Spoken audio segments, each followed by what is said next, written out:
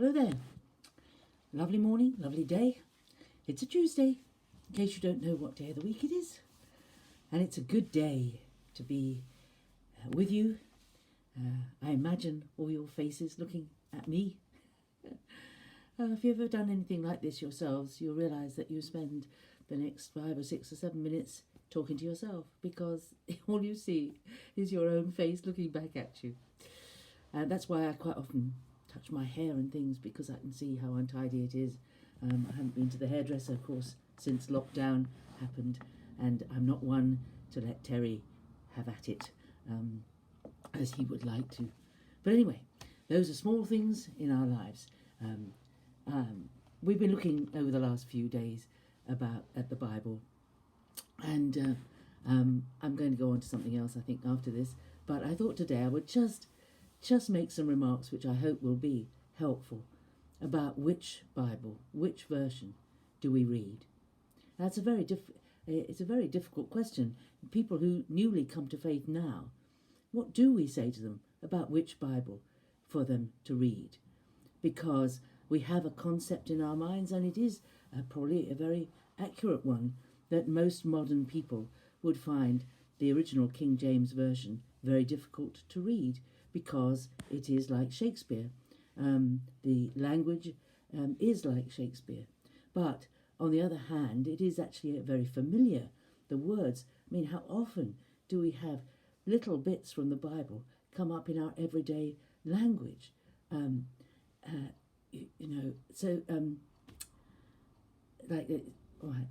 can't think of one offhand, but there were at least 2 or 3 in something we were listening to yesterday, and we said that's a reference to something in the Bible. So the New King James Version isn't bad. It's very readable.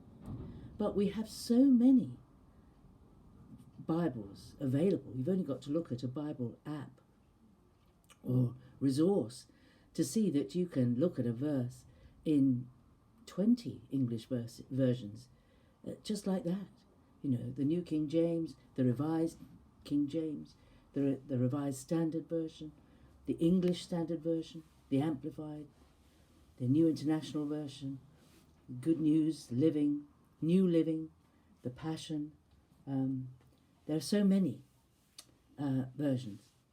And the thing that I would say really is that when somebody becomes interested in reading the Bible, it can be useful to introduce them to the Bible through a version that is simplified, where the language is simplified.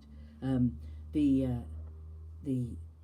English Standard Version is a very good one to use, or the Common Standard, or the Bible in Basic English is a very good, very good version. The Living Bible and the Passion Bible, I don't want you to think I've got an axe to grind about some of these, but I do think we have to be wary about translations of the Bible that are done by only 1 or 2 people, because it's very easy for our theology or our bias to come across in a translation, because we read things in the way we understand them, and therefore, but we may well skew a verse, or choose a word that favours our understanding of how God deals with the world, or how God has revealed himself to the world. So maybe to give somebody a basic version to begin with, but then to encourage them that in their daily devotions and in their study of the Bible, they should study a more accurate translation. Some translations go for translating word for word, and some for translating meaning for meaning. But if you translate meaning for meaning, you are interpreting the words that are written. It's a very difficult subject, and it's a minefield.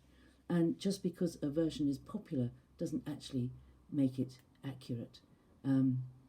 For example, the latest one that's come out, the Passion Bible, if you look it up on the internet, it says it is a translation from Hebrew, Greek and Aramaic.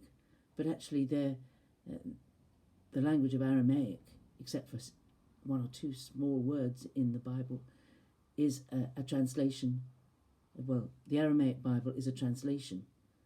So if you translate from a translation, you're getting further away from the truth.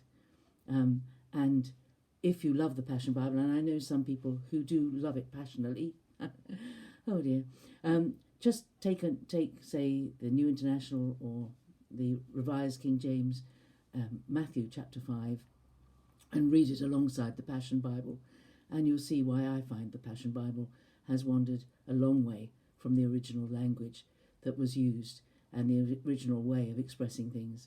And that worries me, because it's hard enough to follow the scriptures when you've got an accurate translation, but when you've got one that is not very accurate and is pushing a particular... It's self-confessed, that version, that it's trying to show everybody the passion that God has for things. So the words that are used are more extreme words to heighten the emotions. That's fine in preaching, but I'm not sure it should be in a translation of the Bible. So so this is what I would say, and I think all these versions, I mean, all right, it is true, we need to have the Bible in our modern English language, because language develops and changes. But we have to be very careful about the translation, and the translations I would go for would be ones that have been done by committees and groups, people from many different denominations working together, their core ability being a skill with languages, and therefore the different doctrinal ideas from the different denominations are balanced with a corporate desire to translate as accurately as possible. So that's why I would go for one of the versions that is not one or two people's translation, but is a corporate translation.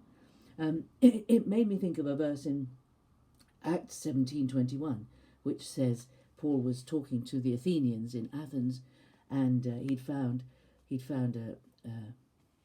an altar to a god that was unknown. It's called the altar to the unknown god, because they were covering all the bases. But it says here, now all the Athenians and the foreigners who lived there spent their time in nothing except telling or hearing something new.